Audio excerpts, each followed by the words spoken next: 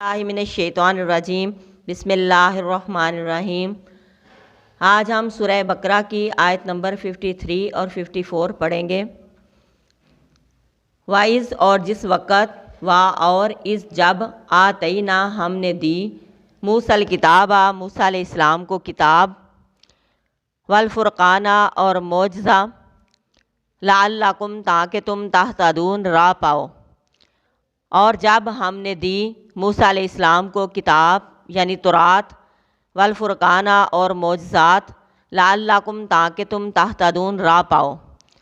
यहाँ अल्लाह रब्बे कायनात इरशाद फरमाते हैं कि हमने मूसा अलैहिस्सलाम को किताब यानी तौरात के नुस्खा जात दिए। किताब का उतरना किसी कौम के लिए किस लिए है? ताकि वो कौम उस किताब से हदायत पाए। हमारे ऊपर भी किताब कुरान पाक उतरी है, वो सरासर हदायत का सरचश्मा है। हमें उससे हदायत और रहनुमाई हासिल करनी चाहिए, ना ये कि हम उससे इस किताब को रस्म और रवाजों के लिए इस्तेमाल करें। जब कोई मर गया तो फिर निकाल के किताब को पढ़ना शुरू कर दिया, और जब कोई बेटी को रुखसत करने लगा तो सर पे कुरान पाक रख दिया।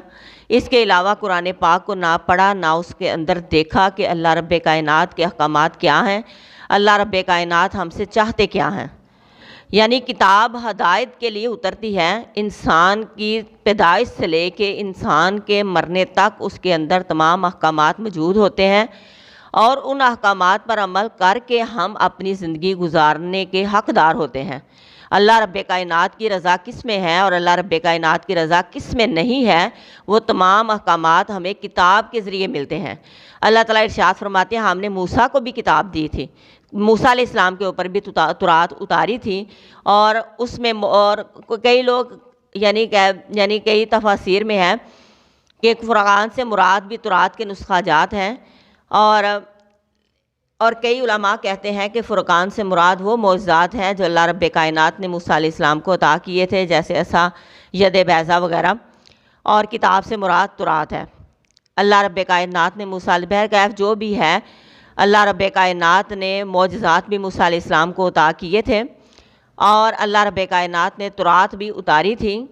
इस कुरान पाक में मूसा अलैहिस्सलाम के ज़िक्र को छेड़ना और बनी इसराइल की तमाम हालात को बताना हमारे लिए किस लिए ज़रूरी था?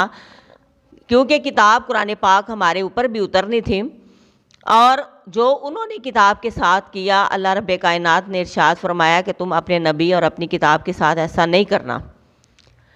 यानी इस किताब को उतारने का मकसद और इसमें बनी इसराइल का ज़िक्र करने का मकसद ही ये है कि हम बनी इसराइल के नक्शे कदम पर ना चलें और अपनी किताब से रहनुमाई हासिल करें, अपनी किताब से हदायत हासिल करें।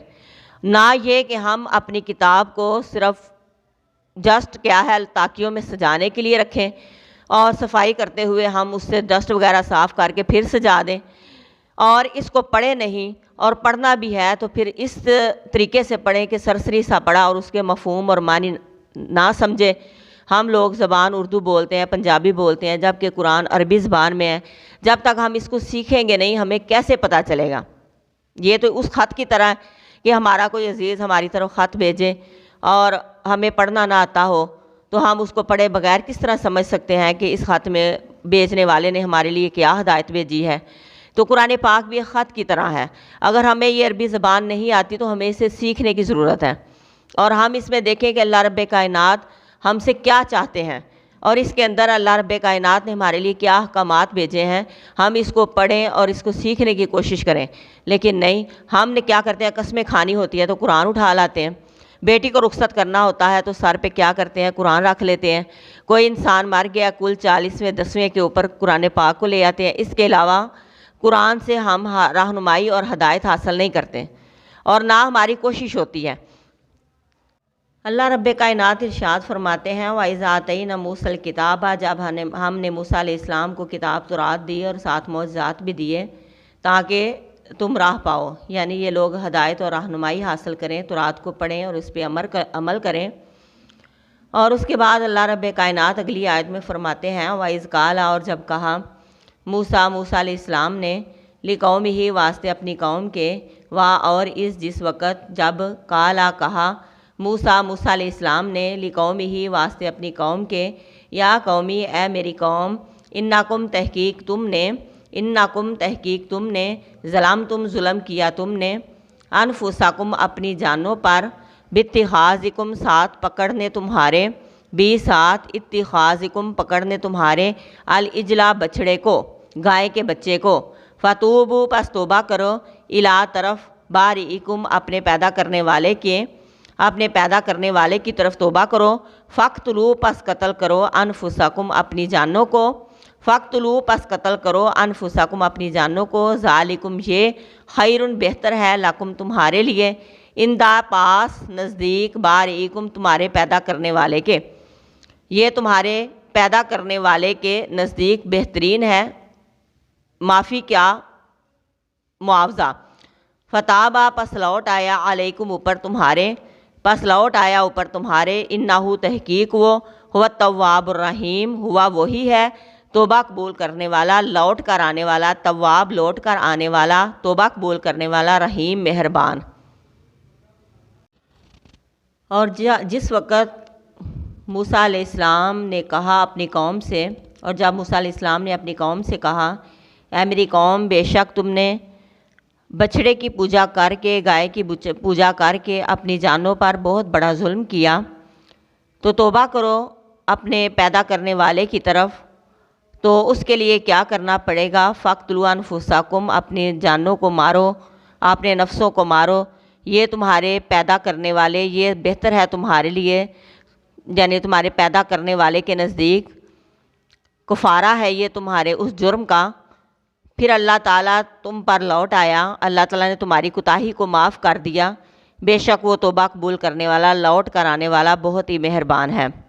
اس آیت میں اللہ رب کائنات نے موسیٰ علیہ السلام کی قوم کے اس گناہ کا ذکر کیا ہے اور اس کا کفارہ بتایا ہے کہ موسیٰ علیہ السلام کی قوم نے سامری کے کہنے پر بچھڑے کی پوجا کی، بچھڑے کو بنایا، تو اللہ رب کائنات نے موسیٰ علیہ السلام سے کہا کہ ان سے کہو کہ تمہارے گناہ یعنی شرک کی معافی نہیں، تم نے اسلام کو یعنی کو قبول کرنے کے بعد کفر کا ارتکاب کیا، شرک کا ارتکاب کیا، لہٰذا کیا ہے تمہارے اس جرم کا کفارہ یہ ہے کہ تم اپنے نفسوں کو قتل کرو۔ مفسرین کہتے ہیں کہ یہ ایک میدان میں اکٹھے ہو گئے اور ایک دوسرے کو یعنی خودکشی کا حکم نہیں دیا جا رہا انہیں کہ اپنے نفسوں کو مارو، بلکہ ایک بندہ دوسرے بندے کو مارے۔ بنی اسرائیل کے لوگ جب دریا کے پار اترے تو سامری کے کہنے پر انہوں نے بچھڑے کی پوجا کی، شرک کا ارتکاب کیا، تو اللہ رب کائنات نے اس کا کفارہ بتایا کہ تم نے اسلام قبول کرنے کے بعد مرتد ہوئے ہو، کفر کا ارتکاب کیا ہے پیغمبر کی موجودگی میں، اور تم نے شرک کا ارتکاب کیا ہے، لہٰذا تمہارے نفسوں کو اس وقت تک معاف نہیں کیا جائے گا جب تک کہ تم اپنے ایک دوسرے کو قتل نہ کرو۔ تو ایک میدان میں یہ لوگ اکٹھے ہو گئے اور ہتھیار پکڑ کر ایک دوسرے کو مارنے لگے۔ جب کافی تعداد میں بنی اسرائیل جو ہے وہ قتل ہونے لگے تو موسیٰ علیہ السلام نے اللہ رب کائنات سے دعا کی کہ اللہ اس طرح تو بنی اسرائیل ختم ہو جائیں گے۔ تو اللہ تعالیٰ نے پھر ان کی توبہ کو قبول کیا اور ان سے حکم کو اٹھا لیا اور کہا کہ اللہ تعالیٰ فتاب علیکم، اللہ تعالیٰ تم پر لوٹ آیا۔ کچھ مفسرین کہتے ہیں کہ ان کے 12 قبیلے تھے اور ہر قبیلے میں سے جنہوں نے بچھڑے کی پوجا کی تھی ان کو وہ لوگ مارے جنہوں نے بچھڑے کی پوجا نہیں کی تھی، یعنی ہر قبیلہ اپنے اپنے گناہ گاروں کو سزا دے۔ کچھ مفسرین کا خیال یہ ہے کہ جنہوں نے گناہ نہیں کیا وہ گناہ کرنے والے لوگوں کو سزا دیں اور ان کو قتل کریں۔ اور 70,000 کے قریب بنی اسرائیل قتل کیے گئے۔ جب یہ دریا کے پار اترے تو ان کی تعداد 6 لاکھ تھی۔ 6 لاکھ بنی اسرائیل جو تھے وہ دریا کے پار اترے، اس کے بعد ان کی تعداد بڑھتی گئی دریا کے پار اترنے کے بعد۔ تو اس سزا میں یہ بہت بڑی سزا تھی، اس سزا میں 70,000 بنی اسرائیلی مارے گئے جنہوں نے شرک کا ارتکاب کیا، مرتد ہو گئے تھے نا اسلام قبول کرنے کے بعد، کفر کا ارتکاب کیا، شرک کا ارتکاب کیا۔ تو اللہ رب کائنات نے بھی ان کے لیے کفارہ مقرر کیا اور کہا کہ یہی سزا ذالکم خیر لکم عند باریکم، اپنے پیدا کرنے والے کے نزدیک یہ بہتر ہے، یعنی اس گناہ کا کفارہ ہے، اس کو پورا کرو۔ اس کے بعد یہ سزا پوری ہوئی اور بنی اسرائیل کو جب اللہ رب کائنات نے سزا دے دی، فتاب علیکم، پھر اللہ لوٹ آیا اوپر تمہارے۔